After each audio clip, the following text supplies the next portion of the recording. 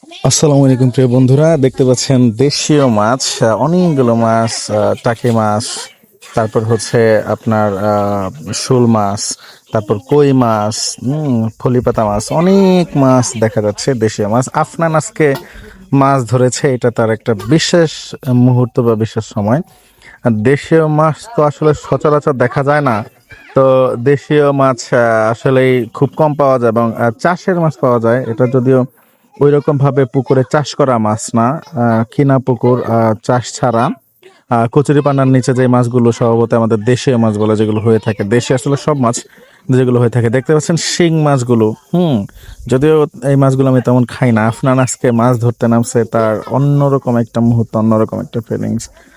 তো সে মাছ ধরছে, চমৎকার ভাবেই মাছ ধরার জন্য প্রস্তুতি নিয়েছিল, এবং কাদার মধ্যে নেমেছে সে আসলে মাছ ধরার জন্য।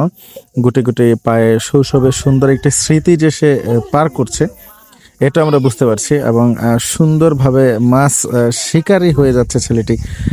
এবং দেশীয় মাছ আসলে সচরাচর যেহেতু দেখা যায় না, গ্রাম বাংলার সাথে সে মিশে থাক, এটা আমরা চাই, এবং মিশে যাচ্ছে মাছ ধরার। এই যে এখানে দেখতে পাচ্ছেন অনেকগুলো কই মাছ, পানি দিয়ে মাছগুলো পরিষ্কার করছে, এবং ছেলে মেয়েরা তাদের সুন্দর সুন্দর শৈশব পালন করছে। এক একটা গল্প হয়ে থাকবে এই শৈশবগুলো তাদের।